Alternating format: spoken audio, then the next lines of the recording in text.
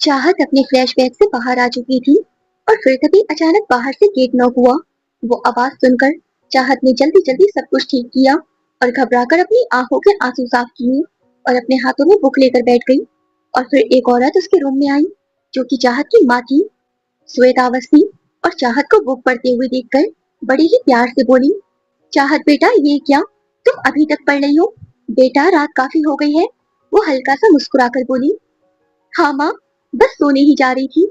श्वेता जी ने फिर प्यार से चाहत के सर पर हाथ फेरा और बोली, बेटा इस नए कॉलेज में तुम्हें अच्छा तो लग रहा है ना? और बस उनकी इस बात पर ही चाहत के हाथ पैर छूट गए। मुझे तो अब भी समझ नहीं आता तुम्हारे पहले वाले पूरे कॉलेज में आग कैसे लग गई। चाहत की आंखों में अब खौफ आ चुका था, लेकिन वो कुछ नहीं बोल पा रही थी। फिर वो एकदम उठकर बोली, अच्छा बेटा तुम अब कल पढ़ लेना, रात काफी हो गई है, थोड़ा सो भी लिया करो। ये कहकर श्वेता जी ने उसके हाथ से बुक ली और वही टेबल पर रख दी। चाहत तो जैसे गुम हो चुकी थी, ना जाने कहाँ उसकी आंखों में एकदम वही खौफ झलक आया और उसका ध्यान सीधा साहिल को सोचने लगा। जान, ये साहिल की आवाज थी जो अब चाहत के कानों में सुनाई दे रही थी और उसकी रूह कांप गई। श्वेता जी आहिस्ता से उसके कंधे पर हाथ रखकर बोली, चाहत बेटा क्या हुआ, कहाँ खो गई तुम? चाहत एकदम अपने होश में आई और कांपते होठों से बोली, कुछ नहीं माँ, मुझे मुझे क्या होगा? कुछ भी नहीं, कुछ भी तो नहीं। कहकर घबराते हुए वो स्माइल करने लगी। श्वेता जी को सब कुछ नॉर्मल लग रहा था, इसीलिए वो चाहत से कुछ नहीं बोली और फिर वो अपनी बेटी को प्यार करके रूम से जाने लगी कि तभी चाहत ने उनको आवाज दी, माँ, पापा नहीं आए आज?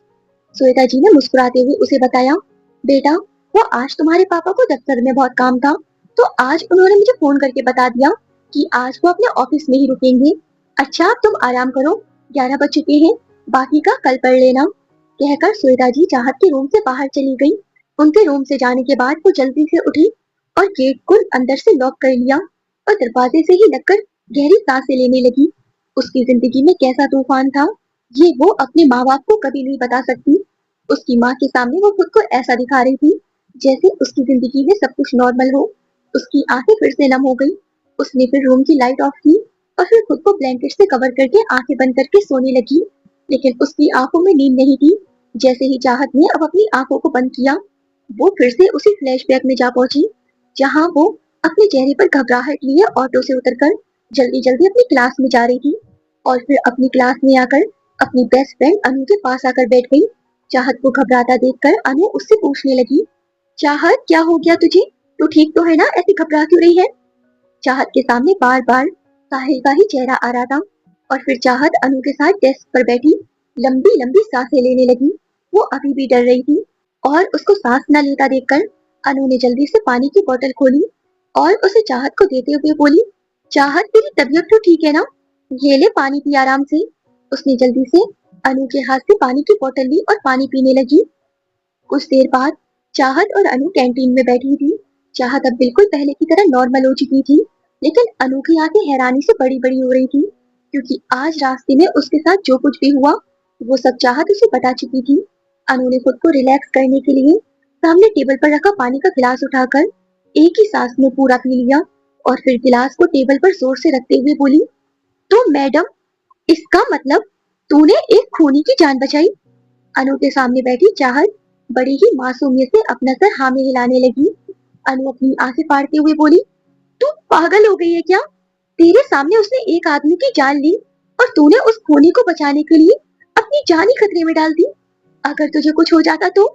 या फिर वो लड़का, क्या नाम बताया था तूने उसका? हाँ, साहिल मल्होत्रा, अगर वो तुझे कुछ कर देता तो? यार चाहत, तुझे इतना महान बनने की क्या जरूरत थी? यार अनु, बात महान बनने की नहीं है।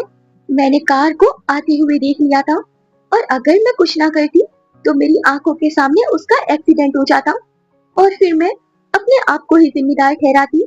इसीलिए मैंने बस उसकी मदद की थी।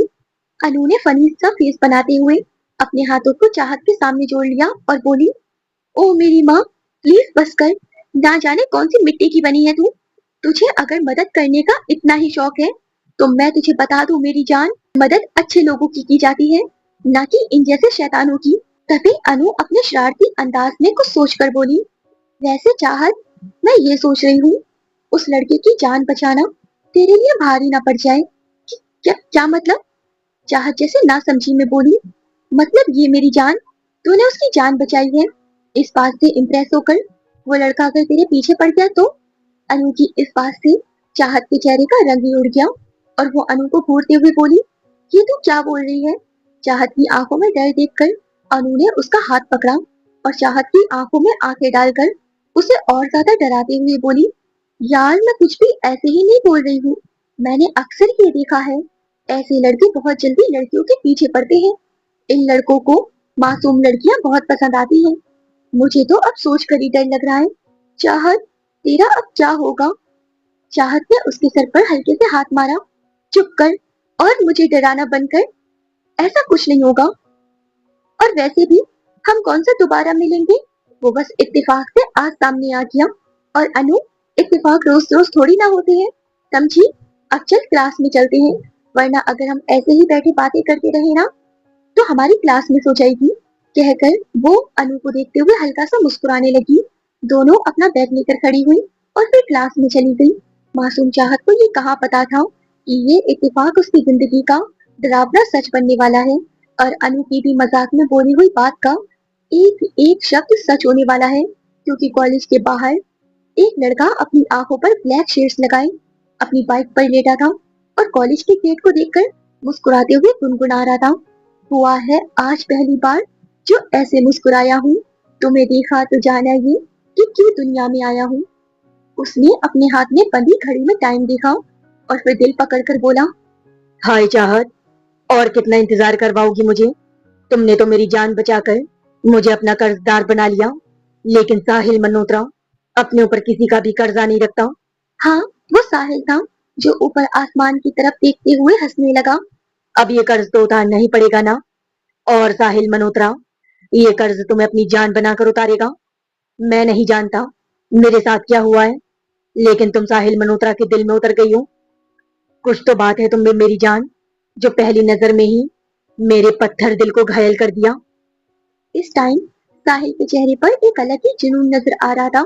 उसे चाहत का इंतजार करते करते काफी देर हो गई। वो चाहता तो कॉलेज के अंदर जा सकता था, लेकिन वो किसी लड़की का पहली बार इंतजार कर रहा था और ये फीलिंग उसे अच्छी लग रही थी। उसने अब बाइक से उठकर कॉलेज के गेट को देखकर चक्कर काटने शुरू कर दिए और मुस्कुरा रहा था। वो अब कॉलेज के गेट को देखकर फिर से कुछ गुनगुनाने लगा। इंतहा हो गई इंतजार की, आई ना कुछ खबर मेरे यार की। उसके शब्द पूरे हुए थे कि तभी उसने कॉलेज के सभी स्टूडेंट को बाहर निकलते हुए देखा। वो एकदम रुक गया और उसकी मुस्कुराहट गहरी हो गई। वो अब चाहत को देखने के लिए जैसे तड़पने लगा और फिर उन्हीं स्टूडेंट के बीच चाहत और अनु दोनों बातें करते हुए कॉलेज के गेट से बाहर निकली और बस साहिल की तेज नजरों ने तुरंत अपनी चाहत को पकड़ लिया, उसे पहचान लिया। वो तो अब चाहत को करोड़ों लोगों की भीड़ में तक ढूंढ सकता था। इस तरह का अजीब जुनून सवार हो गया था उसके सर पर।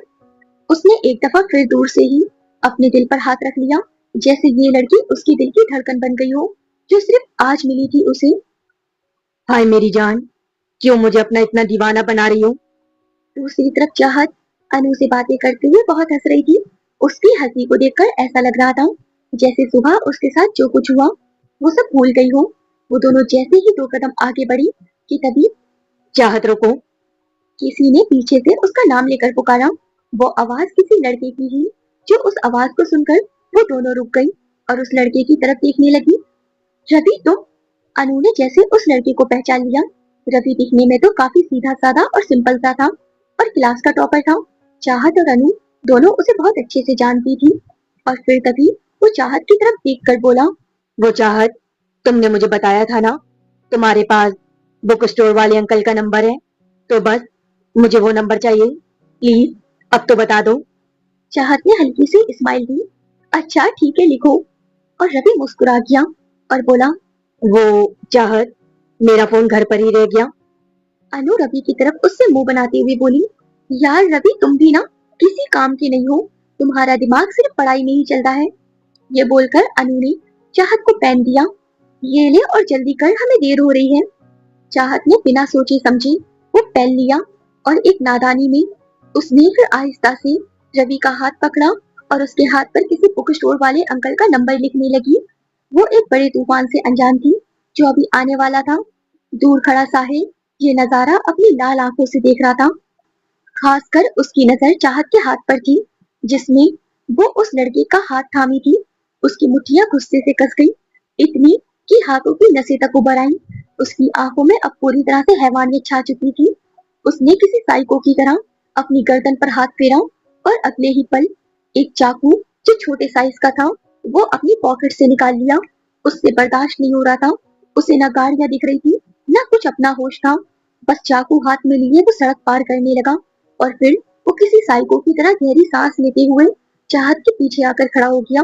उससे बिल्कुल बर्दाश्त नहीं हो रहा था चाहत का ऐसे रवि का हाथ पकड़ना जिसे देखकर उसका खून खौल रहा था। और बस साहिल ने एकदम झटके से रवि का हाथ को पकड़कर चाहत के हाथ से हटाया और फिर अगले ही पल रवि का हाथ मरोड़ते हुए उसने उसकी पीठ के पीछे लगा दिया। हड्डी टूटने की तेज आवाज आई थी और रवि की चीख निकल गई, लेकिन नहीं, वो अभी रुका नहीं। उसने सामने खड़ी चाहत को देखा जो ये खतरनाक मंजर देखकर सांस रोक कर रह गई थी और समझ नहीं आ रहा था कि क्या हुआ अचानक से। और फिर साहिल तिरछा मुस्कुराया और फिर उस चाकू से कई बार पागलों की तरह उसके हाथ को काटने लगा।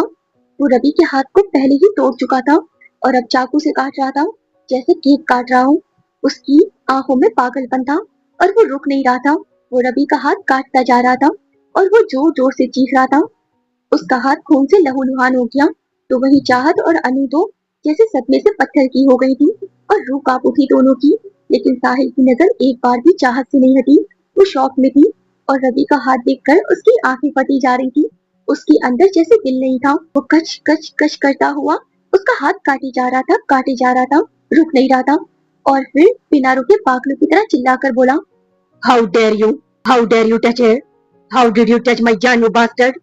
छुआ कैसे तूने उसे, छुआ कैसे तूने उसे। रवि का दर्द के मारे चीख चीख कर बुरा हाल हो गया था और अब चाहत कांपते हुए अपने जैसे होश में आई। उसने एकदम आगे बढ़कर रोते हुए साहिल को धक्का दिया। वो 2 कदम पीछे हुआ और फिर अगले ही पल चाहत ने कांपते हुए फिर उसका हाथ पकड़ लिया और बुरी तरह कांप कर बोली, रवि, रवि क्या तुम ठीक हो? एक दफा फिर चाहत के हाथ में रवि का खून से सना हाथ था और ये देखकर साहिल की आंखों के अंदर का जैसे और दरिंदा जाग उठा। हाथ छोड़ो उसका। लेकिन वो उसका हाथ पकड़े रही। वो सदमे में थी और अब साहिल इस बार लगभग चिल्लाते हुए बोला, मैंने कहा हाथ छोड़ो उसका, वरना दूसरा हाथ भी इसी तरह काट दूंगा। चाहत ने एकदम कांप कर बुरी तरह रवि का हाथ छोड़ दिया और सिसकियां ले लेकर बोली, तुमने इस बेचारे का हाथ इतनी बेरहमी से क्यों काटा? इसने तुम्हारा क्या बिगाड़ा था? साहिल अपनी लाल आंखों से चाहत को घूरते हुए उसकी तरफ बढ़कर ठंडी आवाज में बोला, इसने तुम्हें छुआ कैसे? इससे तुम्हें क्या फर्क पड़ता है कौन मुझे छू रहा है और कौन नहीं? तुम हो कौन? साहिल मल्होत्रा हूँ मैं। 2 कदम और चाहत की तरफ बढ़कर उसने चाहत के गाल पर अपनी उंगली सहलाई और बोला, और जब से तुमने मेरी जान बचाई है मेरा दिल आ गया है तुम पर। वो अब डेविल की तरह मुस्कुरा रहा था। चाहत का दिल दहल गया था साहिल के शब्दों पर। वो एकदम उससे दूर हुई और सांसें बढ़ने लगी और फिर अगले ही पल साहिल उसके नजदीक आया और उसके बाल अपनी मुट्ठी में कसकर जकड़ते हुए उसने चाहत का चेहरा ऊपर उठाया और जुनून से बोला, हे, आई लव यू। पसंद आ गई हो तुम मुझे। और हाँ, सॉरी उन लोगों के लिए जो चाहते हैं कि मैं इस स्टोरी का लॉन्ग एपिसोड बनाऊं। मैं नहीं बना पा रही हूँ, मैं कोशिश करती हूँ लेकिन फिर भी नहीं बना पाती हूँ क्योंकि ऑन बाय गैंगस्टर, वरुण की वाणी और अब ये वाला मैं नहीं बना पाती।